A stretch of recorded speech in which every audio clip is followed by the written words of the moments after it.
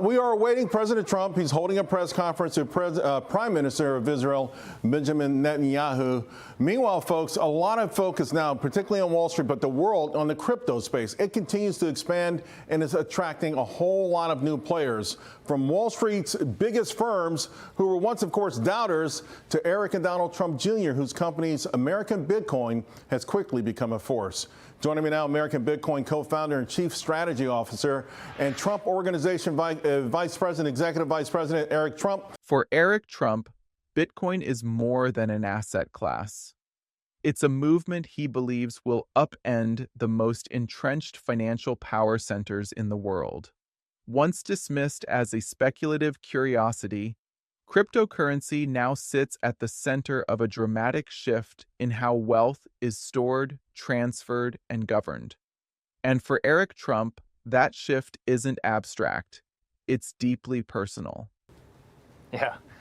Well, Charles, I had the epiphany. I think you saw it, and you probably reported on it better than anybody, when I got debanked by everyone. I mean, Capital One sent me a letter in the middle of the night stripping 300 bank accounts from, golf courses and hotels, our properties as well as anyway, for doing absolutely nothing wrong. And then all of a sudden I started meeting people in the crypto space, and I realized how brilliant they were.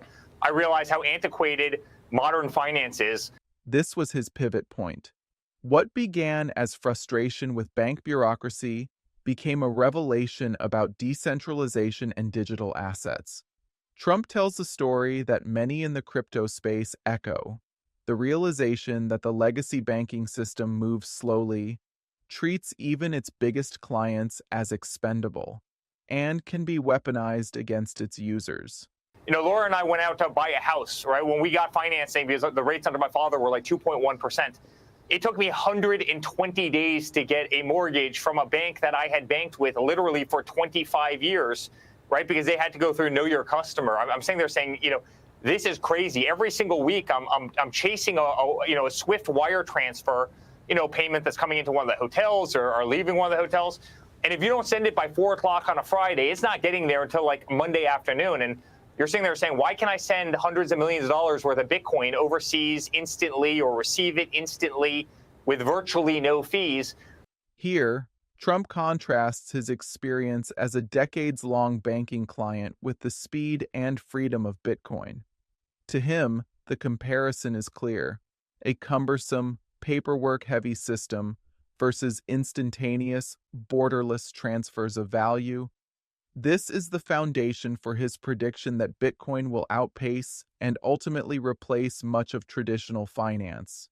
I mean, cryptocurrency is literally outpacing, the growth of the internet, in the 90s, Charles. And I've never been so clear about something. I've never been able to see something so clearly in my life. To Trump, this is no bubble.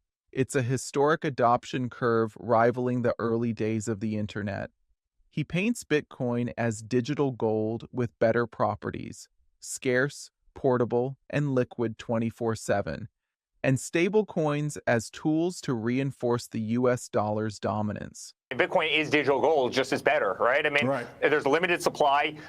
Charles, if gold ever goes to $10,000 an ounce, you and I will bust down the walls of the building you're in right now. We'll find gold in that concrete, right? You can always find more supply if the price goes up. And with Bitcoin, there will never be 21 million and one Bitcoin. There will be 21 million. So it's finite. Every family in the world wants it. Every Fortune 500 company is starting to custody it. So it's gold, but you can actually transport it.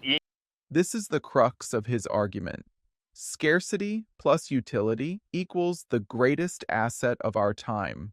At the same time, he insists that stablecoins like USD1 will save the dollar by giving people around the world a secure way to hold USD-denominated value. So when I always say that I think cryptocurrency saves the dollar and make sure it's a reserve currency indefinitely, it's the fact that we're going to attract trillions of dollars from all over the world, and people who do not trust their governments, do not trust their financial systems, do not trust their banks, and want to hold U.S.-denominated currency, which is what stablecoins do so well. Trump envisions a world where Bitcoin and stablecoins don't just coexist with the dollar, they reinforce it, drawing in global capital from countries plagued by inflation and instability. He also points to a new era of mainstream adoption, with major financial institutions making crypto purchases as simple as opening a brokerage account. Well, listen, I mean, the floodgates are opening, right? For the first time, Schwab is custodying, Bitcoin. Fidelity is custodying Bitcoin. I'll never forget. I signed into a Fidelity account not too long ago. The first thing that pops up is this little icon. Would you like to create a Fidelity digital asset wallet? And I said yes. I literally clicked yes on it, and all of a sudden you could buy Bitcoin on there. You look at what Chase is doing. You look at what all the major banks are doing, right? I mean, all of a sudden you're no longer trying to do, buy Bitcoin using a ledger and using DeFi. You can literally buy it through spot ETFs for the first time, and every bank is custodying it. I mean, we are on the 1 yard line of cryptocurrency, and we've got another whole field to run, as explosive as it's been. By his telling, Bitcoin has gone from outsider asset to mainstream fixture. In his view, Wall Street's embrace isn't just inevitable, it's already underway.